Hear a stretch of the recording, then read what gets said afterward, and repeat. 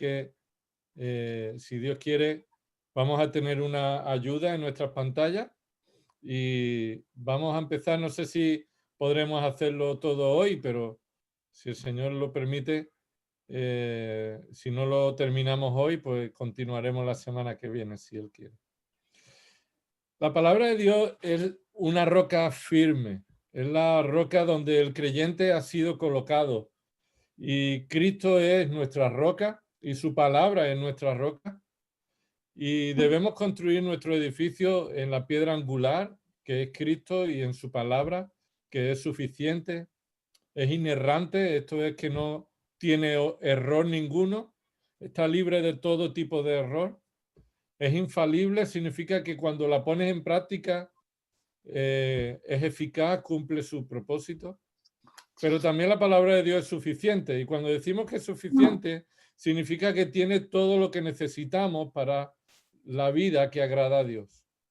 La palabra de Dios responde a todas las preguntas. Bueno, no vamos a caer en esta idea de... Entonces la palabra de Dios responde a la pregunta de qué color tengo que pintar el salón. No vamos a entrar en ese debate un poco ingenuo o inútil, ¿no? Pero sí todo lo que necesitamos saber para la vida y la piedad se nos han dado en la palabra de Dios. La palabra de Dios es suficiente para todo aspecto de nuestra vida, pero la palabra de Dios no solamente es suficiente para todo aspecto de nuestra vida, sino para conocer la voluntad de Dios. Es decir, por su gracia y por la obra sobrenatural, el Espíritu Santo reveló y movió a hombres para que escribieran la palabra de Dios. Y por supuesto, la vida del creyente no solo consiste en conocer la voluntad de Dios, sino sobre todo, después de conocer la voluntad de Dios, consiste en aplicar la voluntad de Dios. Por ejemplo, recuerda lo que dice Santiago 1:22.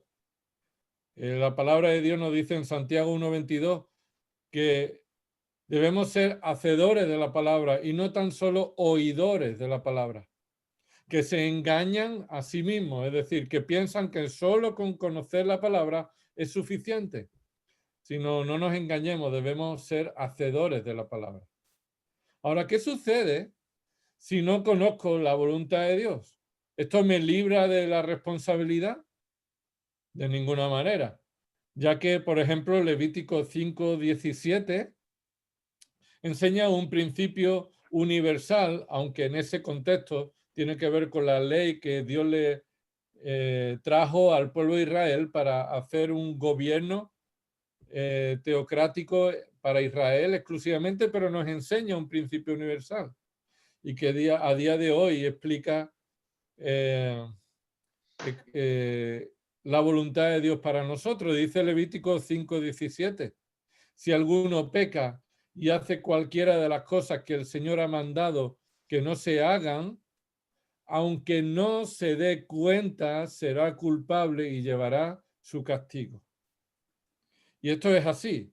Por supuesto, si fallamos en conocer la voluntad de Dios, todo lo demás va a estar equivocado. Lo que apliquemos en nuestra vida no va a tener el efecto ni va a traer gloria a Dios si no estamos aplicando correctamente la palabra de Dios. Pero lo contrario también es cierto. Si no es suficiente con conocer la voluntad de Dios si no la llevamos a la práctica, y esto es lo que estamos diciendo. Ahora, la vida de un creyente que agrada al Señor es aquella en la que conjuga de manera correcta los dos mandatos. Crecer en el conocimiento de la palabra de Dios junto con la dependencia del Espíritu Santo para acomodar, para obedecer, para aplicar en nuestra vida y seamos transformados a la imagen de Cristo. Para eso debemos dejar el pecado, debemos dejar las viejas prácticas de la vida anterior y revestirnos de la nueva naturaleza que es en obediencia a Dios. Por ejemplo, recuerda lo que dice Efesios capítulo 4, versículo 20. Efesios 4:20 dice así, pero vosotros no habéis aprendido a Cristo de esta manera, si en verdad lo oísteis y habéis sido enseñados en él.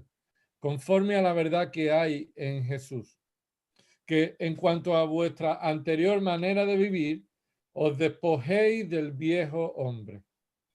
Es decir, un creyente ha sido salvado de la condenación eterna, ha sido salvado del poder del pecado, pero también ha sido salvado para que se despoje de la costumbre, de los deseos que caracterizaban al viejo hombre. Y habiéndose despojado de ese viejo hombre, que corrompe según sus deseos engañosos, dice el versículo 23 de Efesios 4, que seáis renovados en el espíritu de vuestra mente. El creyente debe estar renovando su mente. La santificación comienza por pensar como Dios piensa, y que lo que el pecado ha afectado en nuestra mente sea de nuevo renovado por medio de la palabra de Dios. Y versículo 24, de esa manera os vistáis del nuevo hombre. Lo que quiere decir es dejar los antiguos hábitos, despojarse del viejo hombre, renovar nuestra mente para ahora aplicar en nuestra vida el hábito, la obediencia, la práctica de un nuevo hombre. Y mira lo que dice el versículo 24. El nuevo hombre, el cual tiene semejanza de Dios, ha sido creado en la justicia y santidad de la verdad. Así que el creyente ha sido creado por Dios a su semejanza para vivir en su vida una vida santa y justa. Así que cuando el creyente ha sido convencido por el Espíritu Santo de la autoridad de la palabra de Dios, generalmente nos encontramos con la siguiente lucha o dificultades de cómo aplicar la palabra de Dios en nuestra vida. Pero, ¿qué hacemos con estas partes grises? Es decir, cuando hablamos de las partes grises, ¿a qué nos referimos? Bueno, nos referimos a cómo se aplican en nuestra vida las enseñanzas que directamente no están claras en la palabra. No son específicas, no son mandatos ni prohibiciones claras. Por eso ni son blancas ni negras, sino que no queda suficientemente claro, aparentemente, ¿eh? Así que esos son las áreas grises, son aquellas que tienen que ver con las actividades de nuestra vida que son legítimas en nuestra vida, pero que no son pecaminosas de por sí, pero que por varias razones pueden ser inadecuadas, pueden entorpecer nuestro crecimiento y pueden ser de un mal testimonio. Así que hay cosas que intrínsecamente no son malas, pero que según la voluntad de Dios y según la palabra de Dios debemos identificar hasta qué punto estas se vuelven pecaminosas. La única manera de enfrentar las áreas grises de nuestra vida es por medio del discernimiento espiritual. Discernimiento espiritual, la capacidad de diferenciar lo bueno y lo malo. Y sin duda también de una reflexión honesta. Una reflexión honesta. Un examen propio de las motivaciones y de las intenciones que están en el corazón.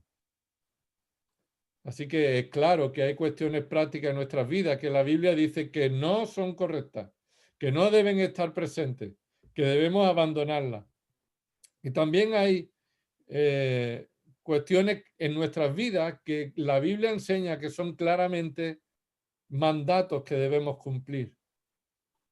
Ahora, hay otras cuestiones que no son claras o específicas, pero cuidado, eso no significa que la Biblia no es suficiente, que necesitamos algo más que la Biblia para poder guiarnos en nuestra vida. Mira, un par de pasajes fundamentales en este área. Segunda de Pedro 1.3. Segunda de Pedro 1.3. Te invito a que lo busques en tu Biblia. No es suficiente con que lo escuches, que yo lo leo. Creo que es bueno que veas que está también en tu Biblia ese versículo, no solamente en la mía. Segunda de Pedro 1.3. Y dice así, segunda de Pedro 1.3, pues su divino poder nos ha concedido todo, y observa, todo, el divino poder de Dios nos ha concedido todo cuanto concierne a la vida y a la piedad. Es decir, todo lo que necesitamos para la vida y una vida piadosa, es decir, aplicando la palabra de Dios en nuestra vida, la voluntad agradable de Dios en nuestra vida, se nos ha concedido por su divino poder mediante, ¿qué? Mira lo que dice, mediante el verdadero conocimiento de aquel que nos llamó por su gloria y excelencia. El conocimiento de aquel que nos llamó es el conocimiento de Cristo. El conocimiento de Cristo y conocimiento de su palabra, tenemos todo lo necesario para la vida y para la piedad. Se nos han dado por el poder de Dios. No hay nada que tú necesites para vivir una vida piadosa, una vida fructífera, una vida perfecta, que no esté en la Escritura. El otro texto que nos enseña esto, entre otros pasajes que están en la Escritura, es 2 de Timoteo 3:16. Búscalo también en tu Biblia. 2 de Timoteo 3:16. Sin duda este sería un pasaje que debería estar grabado en nuestra mente. Toda escritura es inspirada por Dios. Toda escritura. Es decir, cada palabra que está en la escritura ha salido de la boca de Dios y es útil. Así que ninguna de las partes es inútil, sino que tiene un propósito. Mira lo que dice, útil para enseñar, para reprender, para corregir, para instruir en justicia, con un propósito. La utilidad tiene este propósito, a fin de que el hombre de Dios, esto es, el creyente, el hombre que está siendo guiado por Dios, sea perfecto. Y este sea perfecto es sea apto, sea completo, equipado para toda buena obra. Así que la palabra de Dios es todo lo que necesita. Si todos los libros de tu biblioteca se quemaran, no perderíamos nada. No perderíamos nada.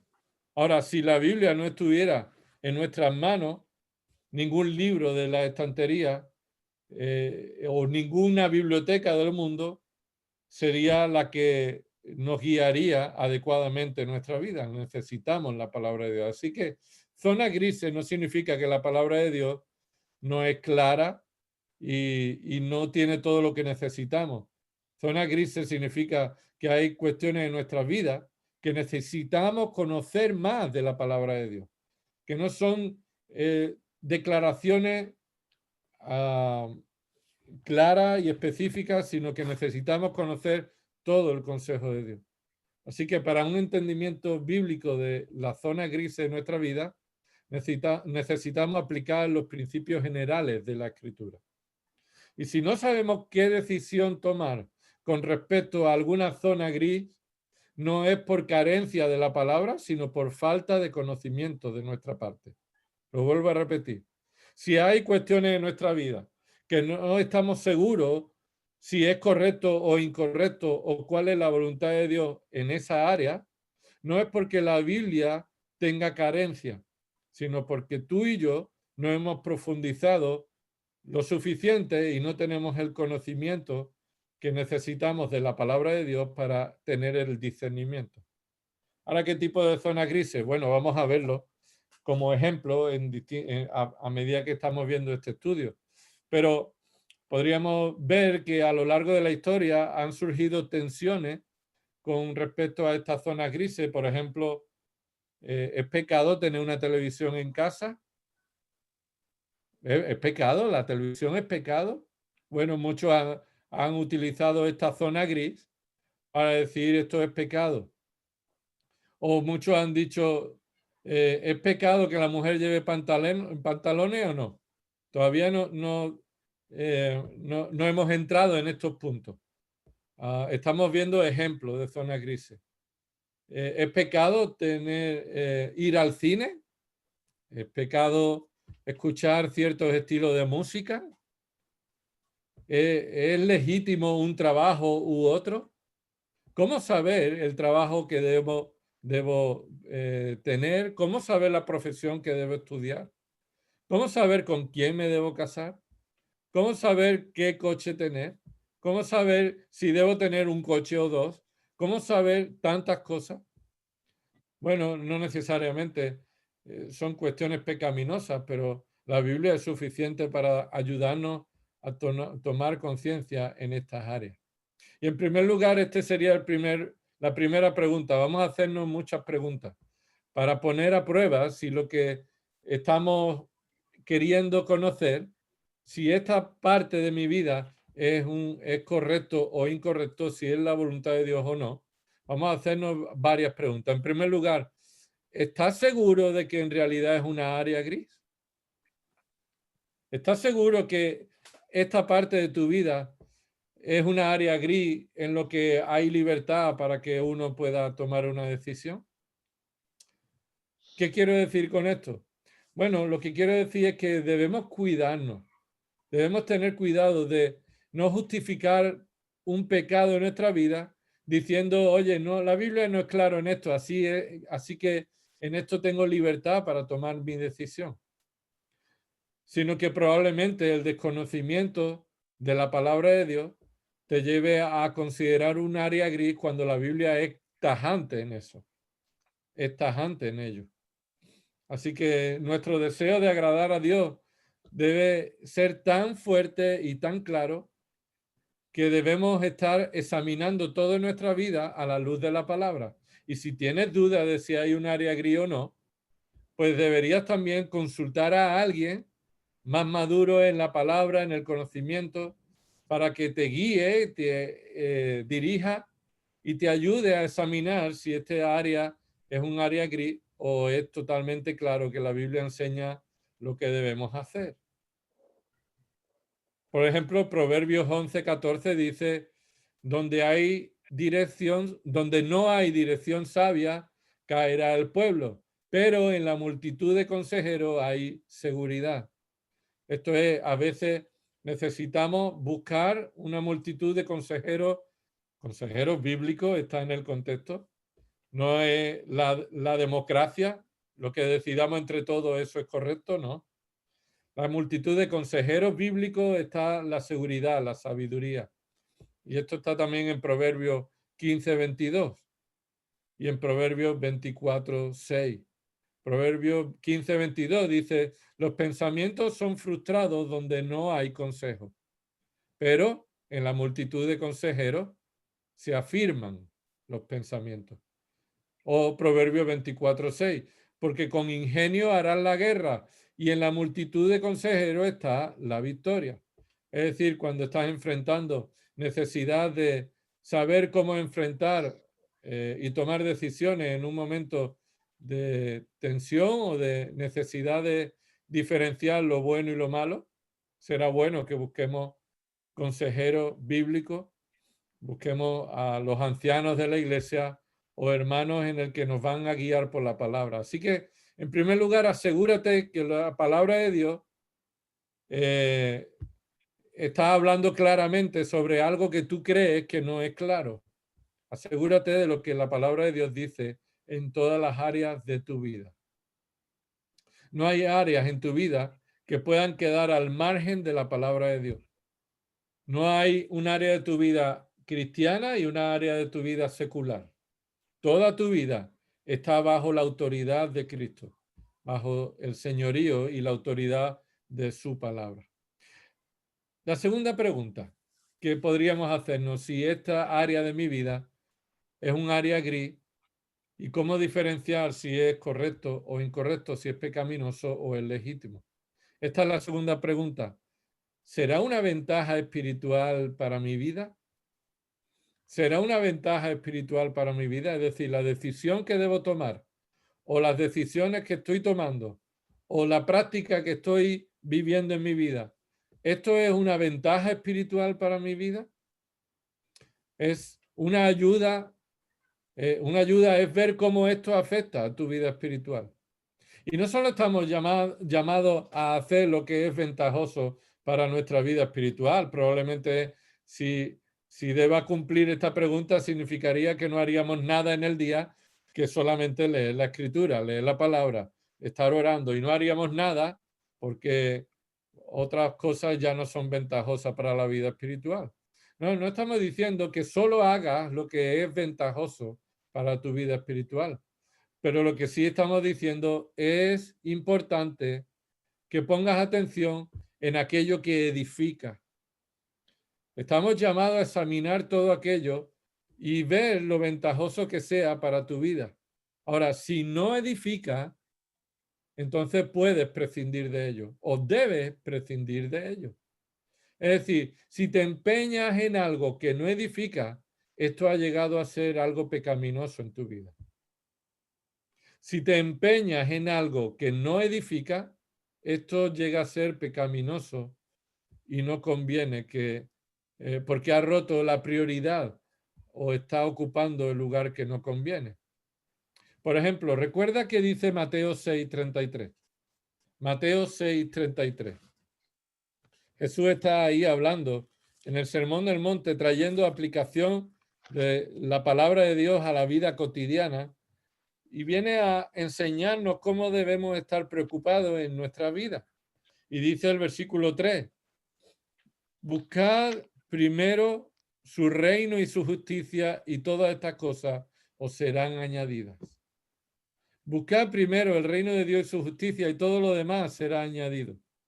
Aquí lo que está diciendo, no está diciendo que abandones tu trabajo, no trabajes, sino que solamente busques el reino de Dios, sino hay una prioridad, no debes estar por encima de todo preocupado por aquellas cosas que son terrenales que el Señor provee, sino debes estar poniendo tu interés, tu esfuerzo, primeramente, y ese es el punto, como prioridad el reino de Dios y la aplicación de la palabra de Dios en tu vida. Si hay algo en tu vida que necesariamente no es pecaminoso, que tampoco trae una ventaja espiritual, no te edifica espiritualmente, pero que ha llegado a ser algo que no puedes dejar de practicar, eso se ha convertido en un pecado en tu vida. Observa lo que dice Colosenses 3, versículos 1 y 2.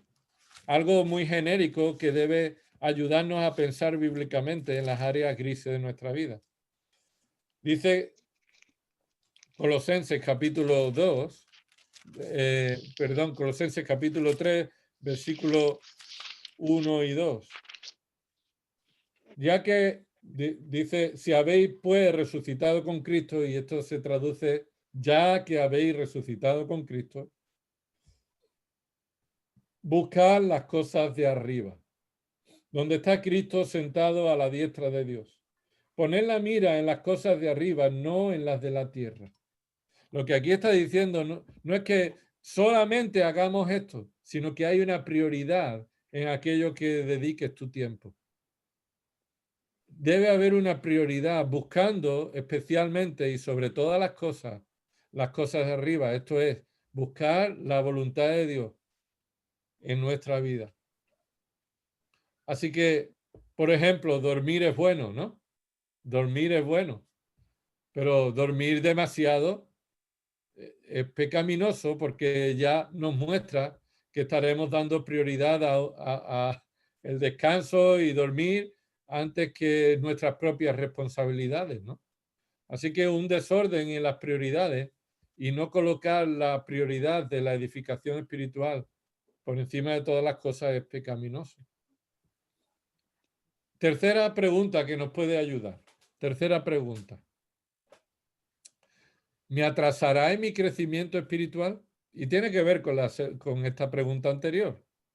A lo mejor no es ventajoso en mi vida espiritual y no por ello pues, sea pecaminoso. Oye, ¿ver el telediario es pecaminoso? No. ¿Edifica? No. Entonces, ¿cuándo sé que algo se convierte en pecaminoso?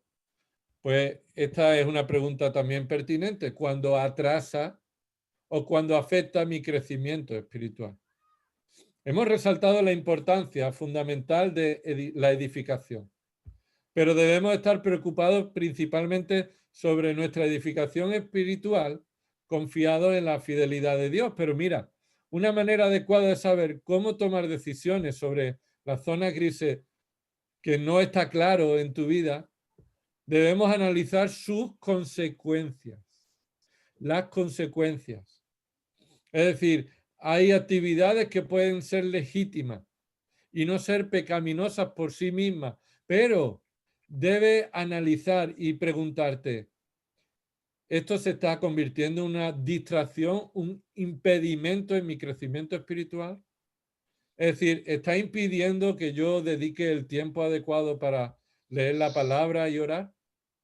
¿Estoy siendo impedido y distraído en mi tiempo de crecimiento espiritual? Así que eso se puede convertir en un pecado, en una distracción. Por ejemplo, llevar una mochila cargada no necesariamente es malo cuando estás emprendiendo un viaje, ¿no?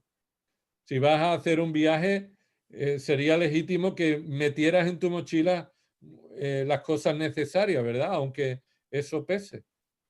Pero llevar una mochila cargada no es lo más adecuado para correr un maratón, ¿no? Cuando tú te pones a hacer ejercicio no lleva una mochila cargada de peso.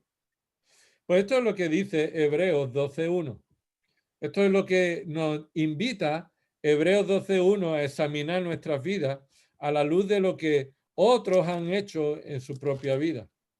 Hebreos 12.1, observa lo que dice. Por tanto, puesto que tenemos en derredor nuestro tan grande nube de testigos, y estos son de testimonios de vidas que han seguido la fe en el Señor, no testigos que están viendo tu vida, sino tú viendo el testimonio de la vida de otros. Ahora despojémonos también de todo peso y del pecado que tan fácilmente nos envuelve y corramos con paciencia la carrera que tenemos por delante. Lo que está diciendo aquí el autor y la palabra de Dios nos dice, mira, la vida del creyente es una carrera. Es una carrera y que el pecado se pega fácilmente en nuestra vida y debemos despojarnos de ese pecado. ¿Y cómo sabes si hay algo en tu vida pecaminoso? Pues lo sabes cuando te impide tu crecimiento espiritual. Lo sabes cuando está siendo de obstáculo. Es una carga para correr la carrera que tenemos por delante. Así que hay cosas que debemos dejar, hermano, y que a lo mejor no necesariamente son pecaminosas, pero que a veces nos enfrascamos en cada una de estas cosas y cuando las sumamos unas y otras vemos que son de mala influencia en nuestra vida porque impiden tu crecimiento espiritual. Sería bueno que hicieras una lista de cosas que haces en el día. ¿Y cómo ocupa el lugar tu crecimiento espiritual? Es decir, el servicio al Señor, tu lectura de la palabra, tu oración, la meditación en ello. ¿Y qué lugar ocupa eso en tu día a día? ¿Y cuáles son otras cosas que impiden que esto se lleve a cabo? Y que aparte, por ejemplo, de un trabajo que puede estar ocupando más del tiempo de lo necesario, también hay otras actividades en las que nos enfrascamos y son de impedimento, así que no necesariamente son pecaminosas, pero su influencia las convierte en un pecado en nuestra vida. Recuerda lo que Pablo dijo también en Primera de Corintios, capítulo 9. Mira lo que dice Primera de Corintios, capítulo 9. Y lo dice en el versículo 24 en adelante, 24 al 27. Dice, ¿no sabéis que los que corren en el estadio, todos en verdad corren, pero solo uno obtiene el premio? Es decir, lo que está diciendo es que todos aspiran al premio, pero no todos lo van a recibir. Así que eso hace que cada uno se esfuerce en la manera en la que corren, ¿verdad? Ese es el punto que Pablo está diciendo. Mira lo que continúa diciendo. Corred de tal modo que ganéis. Lo que no está diciendo que la carrera de la vida cristiana depende de nuestro esfuerzo. No, Cristo ganó la victoria en nuestro lugar. La vida cristiana la hemos recibido por gracia, la vida eterna la hemos recibido por gracia, por los méritos de Cristo. Ahora, lo que Pablo está diciendo es que nuestra manera de vivir la vida cristiana debe asemejarse al esfuerzo que pone un corredor para alcanzar la meta, el primero. Así que él dice, corred de tal modo. Os está diciendo que corramos de la misma manera que corren aquellos que quieren llegar el primero en la meta. Ese esfuerzo, ese sacrificio, ese despojarse de todo lo que impide correr una carrera en este sentido. Mira lo que dice el versículo 25. 1 Corintios 9, 25. Y todo el que compite en los juegos se atiene de todo. Esto es dominio propio. Se atiene de todo. Esto significa como uno que se prepara para la carrera, para competir, se abstiene. El creyente también debe de abstenerse de todo aquello que le impide su crecimiento espiritual. Si eso impide tu crecimiento espiritual, entonces debes abandonarlo. Como uno que corre la carrera, la vida cristiana, con el deseo de honrar al Señor en esa manera de correr. Versículo 25, ellos lo hacen para recibir una corona corruptible. Esto es, una corona que es perecedera, no tiene valor en sí mismo. Pero nosotros corremos para obtener una carrera incorruptible, una corona incorruptible. Esto es la corona que Cristo tiene reservado por sus propios méritos para sus hijos. Pero tú debes correr como si dependiera de ello. Y no va a depender de ti que tú recibas lo que Cristo compró para ti, por gracia.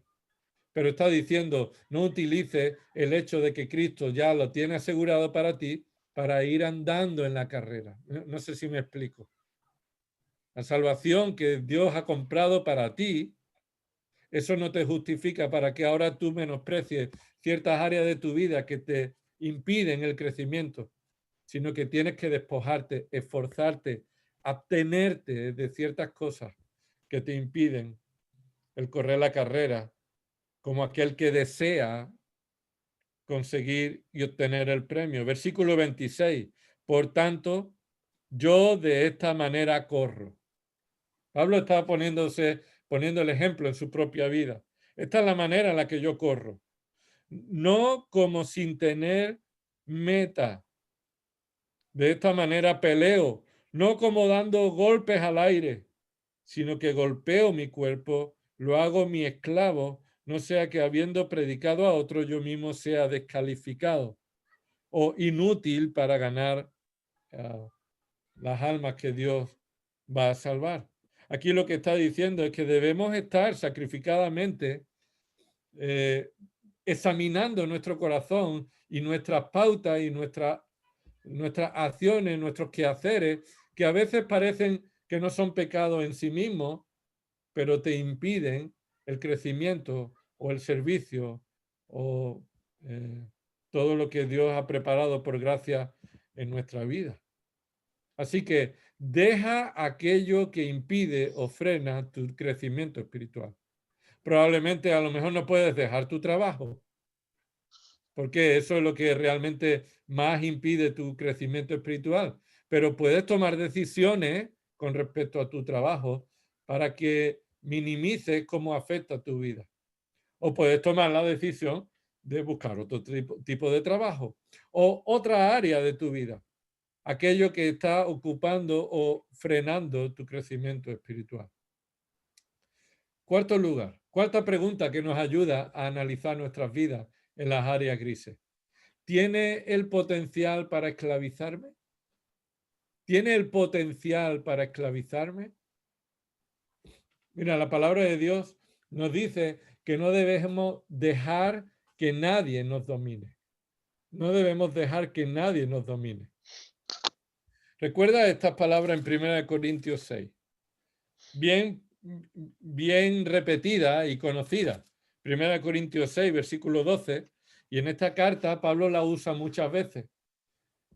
Porque esa primera parte podría y posiblemente sería una coletilla, una frase que los creyentes decían en la iglesia en Corinto, para justificar todo lo que hacen en su vida. Es decir, ellos saben que ahora en Cristo son libres. Y ellos decían, versículo 12, 1 Corintios 6, 12, todas las cosas me son lícitas.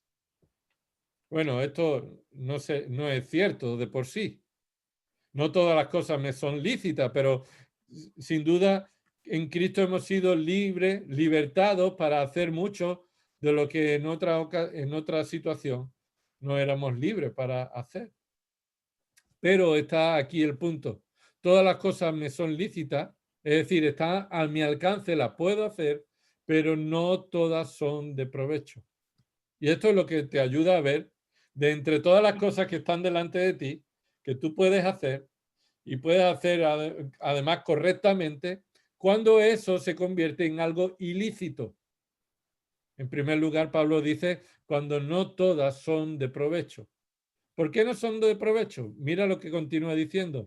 Todas las cosas me son lícitas, pero yo no me dejaré dominar por ninguna. Así que lo que Pablo está diciendo es que cuando algo lícito, es decir, algo que de por sí no es pecaminoso, se convierte pecaminoso cuando te controla, te domina. Por supuesto, hay cosas que son malas y además te dominan. Pero y por supuesto eso lo debes dejar. Y debes buscar en la gracia de Dios todo lo que Él nos ha puesto para dejar esas ataduras. En Cristo hemos sido capacitados para dejar todas las ataduras. Ahora, en ocasiones hay cosas que no son malas de por sí, pero sí se han convertido en algo que domina tu vida. Cuando algo legítimo nos domina y nos hace ser dependientes de ello, esto se ha convertido en un pecado, en una atadura, en algo que no glorifica al Señor. Así que de la cual el Señor nos dice que debemos depender de su gracia suficiente para abandonarlo. No podemos decir, mira, yo esta atadura no la puedo dejar. Más bien debería de decir, debo de depender en el Señor aún más para dejar esta atadura. En Cristo hemos recibido todo lo necesario para dejar cualquier atadura. Cualquier atadura. Ahora, debes alejarte de todo aquello que, aunque no sea malo de por sí, tiene el poder de esclavizarte. A lo mejor no ha llegado a esclavizarte, pero sabes que tiene el poder de influirte de tal manera que te pone bajo su dominio. En ocasiones, esto tiene que ver con subestimar la tentación. Subestimar la tentación y pensar que somos fuertes y poderosos para soportar la tentación. Y por ello bajamos la guardia. Mira Santiago capítulo 4. Santiago capítulo 4 nos dice algo necesario sobre esta área de nuestra vida, cómo debemos enfrentarlo. Santiago capítulo 4, versículo 1. Dice así la palabra del Señor. ¿De dónde vienen las guerras y los conflictos entre vosotros? ¿No vienen de vuestras pasiones que combaten en vuestros miembros? ¿Qué significa esto? Bueno, significa que en nuestros miembros hay pasiones y deseos que combaten, que nos hacen la lucha para que nos quieren dominar. Y esto es lo que nos está diciendo, es que debemos estar alerta, debemos tener cuidado de qué áreas están en nuestra vida tomando el control. Muchos han caído en la esclavitud del entretenimiento, de la dependencia en alguna sustancia o incluso en algún hobby, en algún deporte. Una buena pregunta sobre esto sería, ¿cómo yo sé que algo ha llegado a esclavizarme o me puede esclavizar? Mira, esta sería una manera de identificar cuando algo se ha convertido en un opresor en tu vida. Por ejemplo, cuando ocupas la mente en muchas ocasiones durante el día. Cuando estás ocupando tu mente en muchas ocasiones durante el día en algo, ha tenido el potencial o tiene el potencial o ha llegado a esclavizarte. Cosas que están en tu mente continuamente. Por ejemplo, ¿sabes cuando algo te ha esclavizado? Si te hace estar triste o de mal humor cuando no lo tienes. Se ha convertido en una esclavitud cuando a lo mejor de por sí no es malo, pero si no lo tienes te hace estar triste o de mal humor. También algo ha conseguido esclavizarte cuando has sacrificado lo principal, lo espiritual, por hacerlo. Es decir, cuando lo principal y lo prioritario se ha convertido en algo secundario por esta práctica, eso se ha convertido en tu esclavo, es decir, en tu amo. Otra manera de saber si algo te está esclavizando es cuánto tiempo estás dedicando a eso. ¿Cuánto tiempo estás dedicando a eso? Y te das cuenta de que el tiempo ha pasado rápido. O te das tiempo de que el tiempo se te ha hecho corto y quisieras seguir. Bueno, eso muestra si tu corazón está apegado a eso. Y recordando en este punto, mientras estaba estudiando este tema, me acordaba lo que me pasaba y probablemente si me metiera en esa práctica me volvería a pasar, pero me pasaba mucho cuando tenía en mi cuarto un ordenador antiguo. No tenía videoconsola, pero tenía un ordenador. Y se me pasaban las horas en eso. Y de repente llegaba mi padre o mi madre y me decían, oye, ya es hora que dejes eso, que llevas toda la tarde. Y en realidad me había pegado efectivamente muchas horas en eso. Pero para mí habían sido poco tiempo y no eran suficientes. Eso se había convertido en una esclavitud para mí, una dependencia para mí. Así que cuando dedicas mucho tiempo a eso, se ha convertido en tu esclavo. Así que si tiene el potencial de esclavizarte, por los méritos de Cristo y independencia de su espíritu y en su palabra, puedes dejarlo y desecharlo. Todo depende de cómo estás dependiendo del Señor. Todo va a venir a medida que estás siendo dependiente del Señor para dejar eso que te esclaviza. Veamos cómo nos enseña otra pregunta para saber cómo actuar en nuestras áreas grises. Quinta pregunta. ¿Cubre esto hipócritamente mi deseo pecaminoso? Esto que estoy haciendo y que no es pecado y que es legítimo, ¿en realidad está siendo utilizado por mí para esconder detrás de eso un deseo pecaminoso? Este es uno de los puntos más difíciles, ¿verdad? Porque ante todo esto, y hemos dicho antes, necesitamos un examen honesto, sincero, que no nos llevemos a engaño, que no nos engañemos a nosotros mismos. Y a veces hay cosas que hacemos que parecen buenas, pero hipócritamente las estamos haciendo para satisfacer un deseo pecaminoso. Y eso queda en lo secreto, eso queda en lo oculto, lo que nadie sabe, pero que está ocupando un lugar pecaminoso en tu vida. Debemos ser honestos, hermanos, con nosotros mismos y no poner un velo y esconder las cosas detrás de motivaciones pecaminosas. Mira Primera de Pedro, capítulo 2, versículo 16. Primera de Pedro, capítulo 2, versículo 16. Primera de Pedro, capítulo 2, versículo 16. Observa lo que este versículo es clarísimo. Mira, andad como libres, pero no uséis la libertad como pretexto para la maldad, sino emplead la libertad como siervos de Dios. Es decir, sois libres bajo la autoridad de un amo que es Cristo, que es Dios. Así que no diga, oye, que yo soy libre para hacer esto. La palabra de Dios no me dice que esto sea pecaminoso, pero examina si en realidad la motivación que está detrás de esto es para satisfacer un deseo pecaminoso, escondido, secreto, el cual no puede ser escondido delante de Dios. Por ejemplo, una buena manera de examinarlo es viendo Gálatas capítulo 5. Gálatas capítulo 5. Mira de nuevo cómo Gálatas te ayuda a examinar las áreas grises de tu vida. Este es un pasaje muy importante para examinar nuestras vidas. Gálatas capítulo 5. ¿Cómo puedes saber si las motivaciones son pecaminosas? Pues poniéndolo a la luz de esto. Versículo 16 dice, digo pues, andad por el Espíritu y no cumpliréis el deseo de la carne. Porque el deseo de la carne es contra el Espíritu y el del Espíritu es contra la carne, pues estos se oponen el uno al otro, de manera que no podéis hacer lo que deseáis. Pero si sois guardados por el Espíritu, no estáis bajo la ley.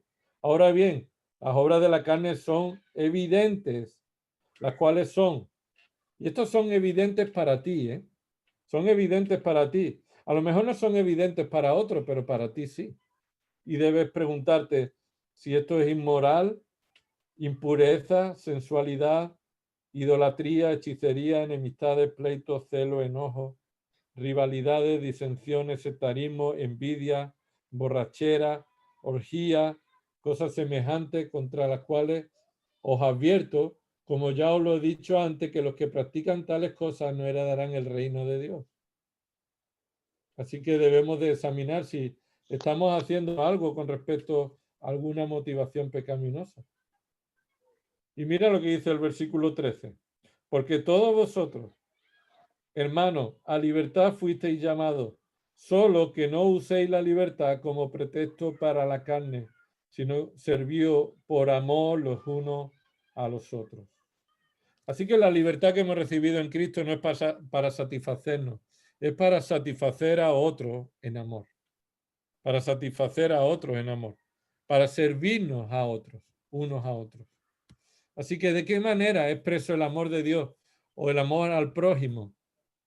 Pues si defiendes tu libertad en Cristo para realizar algo, si te ves tentado a justificarte en algo que estés haciendo en tu vida diciendo, hombre, si esto no es pecado, hombre, si esto no es pecado, esto lo puedo hacer, esto probablemente debamos dejarlo durante un tiempo porque posiblemente nuestras motivaciones sean pecaminosas. Así que algo legítimo se puede convertir en una oportunidad de pecado. ¿Y cómo podría examinar mi vida? Pues durante un tiempo dejando eso. Durante un tiempo dejándolo. Y probando qué está sucediendo en tu vida a la hora de dejarlo durante un tiempo. Si no es pecaminoso, debería ser fácil prescindir de ello. Escucha esto. Si no es pecaminoso, debería ser fácil prescindir de ello y mantener una actitud íntegra. Ahora, si te cuesta trabajo dejarlo, como hemos dicho antes, se ha convertido en una esclavitud y estás posiblemente buscando en el fondo satisfacer tu orgullo. Así que si algo está satisfaciendo tu orgullo, estás buscando satisfacción en eso, estás buscando el amor propio, la avaricia o cualquier otra cosa, debes dejarlo y no caer en la hipocresía de aparentar estar haciendo algo legítimo.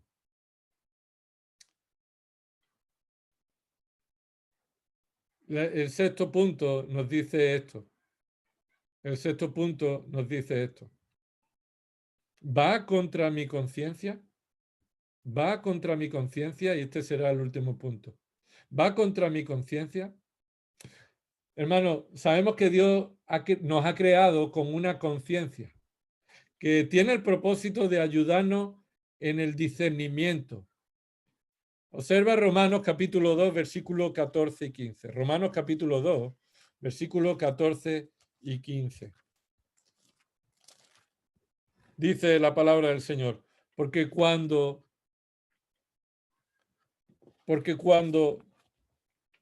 los gentiles que no tienen la ley cumplen por instinto, y esto podría ser por naturaleza, los dictados de la ley, ellos, no teniendo la ley, y esto se refiere a la ley mosaica, a la ley revelada a través de Moisés, son una ley para sí mismos. Es decir, ellos son una ley para sí mismos por la manera en la que ellos están haciendo las cosas por naturaleza, por instinto. ¿Por qué? Versículo 15 dice, ya que muestran la obra de la ley escrita en sus corazones, su conciencia dando testimonio y sus pensamientos acusándolo unas veces y otras defendiéndolo.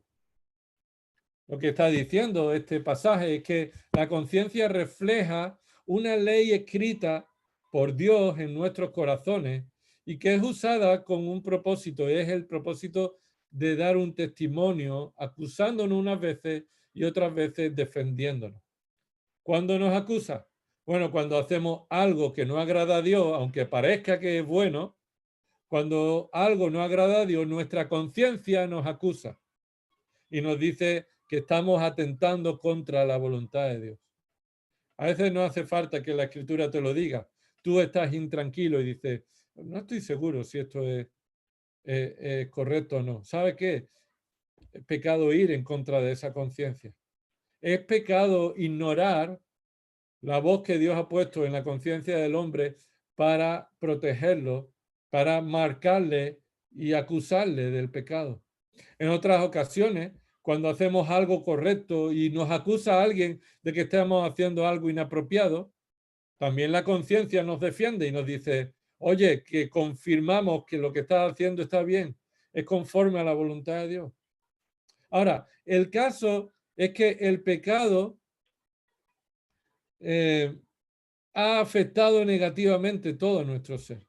Y también la conciencia ha sido afectada por el pecado. Así que ahora ya no sabemos muy bien, según la conciencia, si nos está diciendo algo apropiado o no con respecto a la palabra de Dios. Y no sabemos si fiarnos de nuestra conciencia o no. Mira, Pablo dice en 1 Timoteo 6, versículo 1 y 2. 1 Timoteo 6, versículo 1 y 2. Nos dice esta cosa, esto que es importante con respecto a cómo dejarnos o ver la conciencia en el hombre. Y dice que algunas personas que han apostatado de la fe, es decir, que han negado lo que hasta ese momento decían creer, prestando atención a espíritus engañadores y a doctrinas de demonios, dice el versículo 2, que el modo en el que estos se han engañado es a través de la hipocresía de hombres mentirosos que tienen cauterizada la conciencia. Estos hombres mentirosos que tienen cauterizada la conciencia han hecho a personas desviarse de una declaración que tenían, pero que nunca fue cierta. Eso es apostatar de la fe. Decían creer, pero se demostró que no creían por la influencia de estos engañadores.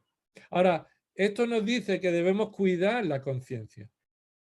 Nos dice que nos avisa de las consecuencias graves de desoír la conciencia y anular la conciencia. Mira, tienen cauterizada la conciencia, lo lees ahí, tienen cauterizada la conciencia, significa que han hecho insensible a su conciencia, como un hierro ardiendo al rojo vivo y en contacto con la piel hace que ya no sientas nada en esa zona. Estos hombres, al desoír y influenciados por el engaño, han hecho que su conciencia ya no les haga ver lo que están haciendo conforme a la voluntad de Dios. Se han vuelto insensibles a su conciencia. Pero el creyente se caracteriza de todo lo contrario. En esta misma carta, 1 Timoteo, capítulo 1, versículo 5. 1 Timoteo 1, 5, lo hemos estudiado en nuestro estudio de esta carta. Viendo cómo la motivación de Pablo no era porque Pablo decía a Timoteo que no permitiera que algunos enseñaran falsa doctrina, esto no era por una motivación pecaminosa de Pablo, sino versículo 5, el propósito o la meta, el propósito final de nuestra instrucción es el amor nacido de un corazón puro, de una buena conciencia y de una fe sincera. Esto es lo que debe caracterizar a un creyente, que se pueda fiar de una buena conciencia, que por causa del evangelio en su vida, por la regeneración del Espíritu Santo y por la santificación de la palabra, Ahora el creyente puede guiarse de su conciencia, porque está teniendo una buena conciencia. Así que la conciencia debe dar testimonio de la santidad. Apunta 2 Corintios capítulo 1, versículo 12, que dice esto: porque nuestra satisfacción es esta. Esta es nuestra satisfacción. El testimonio de nuestra conciencia.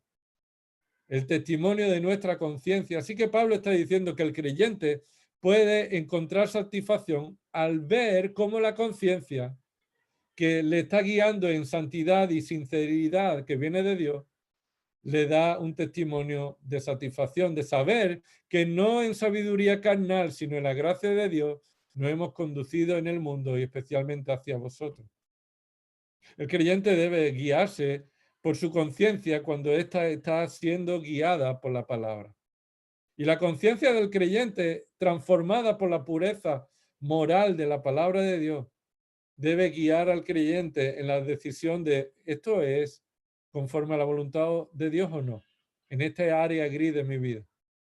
El creyente ha sido librado del pecado por medio de la muerte de Cristo. Sin duda, Cristo en su muerte nos libró del pecado. Esto lo dice Romanos 6, 7. Cristo nos liberó del pecado. Y también nos permite en esa libertad que podemos estar guiados por la conciencia cuando el Espíritu Santo está guiándonos. Pero ¿qué sucede cuando la conciencia de otro se ve afectada? Ahí también hay un área gris. A lo mejor yo lo tengo claro, pero hay un hermano o otra persona que no lo tiene claro. Pues 1 Corintios capítulo 8, 9 y 10 y Romanos 14, 1 Corintios 8, 9 y 10 y Romanos 14 nos dan los principios generales para saber cómo debemos andar en las áreas grises que cuando para tu conciencia no te acusa, la conciencia de otro hermano sí le acusa. Y estos son los principios que podemos resumir. En primer lugar, mi libertad en Cristo no es la excusa para la falta de amor. Te lo vuelvo a repetir porque creo que será bueno que puedas apuntarlo. Mi libertad en Cristo no es excusa para la falta de amor. Y eso lo dice 1 Corintios 10, 23. Es decir, que hayas sido liberado en Cristo, que tengas libertad para tomar, como dice en el contexto, de algunos alimentos, o para considerar, como dice Romanos 14, algunos días como todos los días, sin necesidad de diferenciar los días. Si crees que eso te excusa, es la excusa para hacer lo que quieras sin amor, entonces estás pecando. En segundo lugar, ¿cómo nos enseña estos capítulos que debemos de andar en las áreas grises de la conciencia? Mira, la segunda es esto. La libertad en Cristo debe ser usada para el bien del prójimo antes que para mi propio bien. Si tú tienes libertad en Cristo, debes estar usándolo para el bien del prójimo antes que para mi propio bien. Oye, si tú dices, oye, yo en Cristo puedo hacer esto. Si te molesta, lo siento por ti. Y además, esto es para mi bendición. Si estás buscando antes tu propio bien que el bien del prójimo, esto es pecado. Y eso lo dice 1 Corintios 10, 2. 1 Corintios 10, 2. Si tu libertad en Cristo la usas para tu propio bien en lugar de para el bien del prójimo, esto es pecado. Tercera verdad que aprendemos en esos pasajes. Mi libertad en Cristo me capacita para limitar dicha libertad. Observa esto. Mi libertad en Cristo me capacita para limitar mi libertad por amor al hermano y para la gloria de Dios. Es decir, Dios me ha dado la capacidad de, a pesar de que soy libre para hacer algo, también soy libre para considerar al hermano y glorificar a Dios, limitando esa libertad.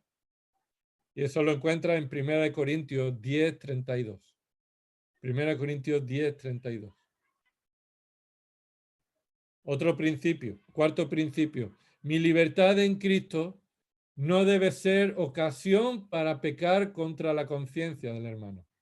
Mi libertad en Cristo no debe ser ocasión para pecar contra la conciencia del hermano. Si para un hermano su conciencia le dice que algo es pecado, para él es pecado. Eso se ha vuelto pecado para él, porque no debemos ir en contra de la conciencia. No debemos incitar a un hermano a que vaya en contra de su conciencia. Más bien debemos de enseñar al hermano en su fe para que la palabra de Dios sea quien renueve la conciencia de esa persona. Pero tú no puedes llevar a un hermano a ir en contra de su propia conciencia, sino limitar tu libertad.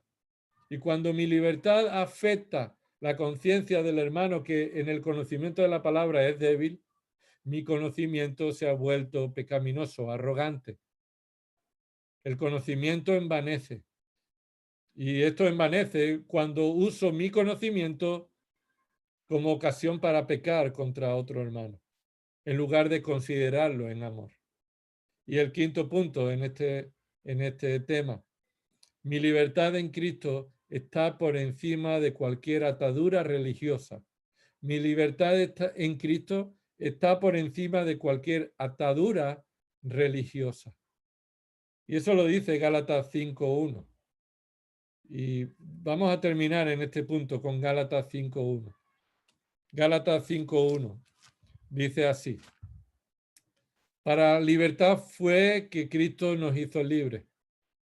Para libertad fue que Cristo nos hizo libres. Por tanto, permaneced firmes y no os sometáis otra vez al yugo de esclavitud. Es decir, no por amor al hermano, tú debes estar cayendo en el pecado de la religiosidad de las obras y del engaño. Los Gálatas habían caído en la esclavitud de nuevo de las obras de la ley. Y eso no justifica porque otros estén diciendo que oyen su conciencia, esto cree que es pecado. No, eso se había vuelto no un problema de conciencia, sino de mala enseñanza. De mala enseñanza. No podemos caer una vez que hemos sido libertados en Cristo, caer en la esclavitud del yugo de las obras religiosas y del engaño del legalismo. Así que nuestra conciencia debe ser guiada por la palabra, por el Espíritu Santo. Romanos 9.1 dice, digo la verdad en Cristo, no miento, dando testimonio mi conciencia en el Espíritu Santo. Romanos 9.1 dice que Pablo está diciendo la verdad, dando testimonio de su conciencia en el Espíritu. Y eso significa que la conciencia se ve influenciada, guiada, sometida a la influencia del Espíritu Santo en el creyente. Hebreos 9.14 dice, cuanto más la sangre de Cristo, el cual por el Espíritu eterno se ofreció a sí mismo sin mancha a Dios, dice, observa, la sangre de Cristo purificará vuestra conciencia de obras muertas para servir al Dios vivo. Así que nuestra conciencia es afectada positivamente, purificada por la sangre de Cristo. Y es bueno que la palabra de Dios esté limpiando nuestra conciencia de una manera que nos guíe para tomar discernimiento adecuado en las áreas grises de nuestra vida. Vamos a orar, pidiendo al Señor que Él nos ayude en estas áreas por su palabra para tener un discernimiento que glorifiquemos a Dios en todo, en lo privado, en lo público, en lo secreto, en lo que es evidente, en lo que no, en lo que es claro y en lo que no es tan claro. Vamos a pedirle al Señor que nos ayude y pediría que un par de hermanos pudieran estar orando por esto que hemos visto y continuaremos viendo, si Dios quiere, el viernes que viene. Un par de hermanos que puedan orar para que el Señor nos ayude a tener un discernimiento bíblico y honesto de lo que es adecuado, piadoso en nuestra vida.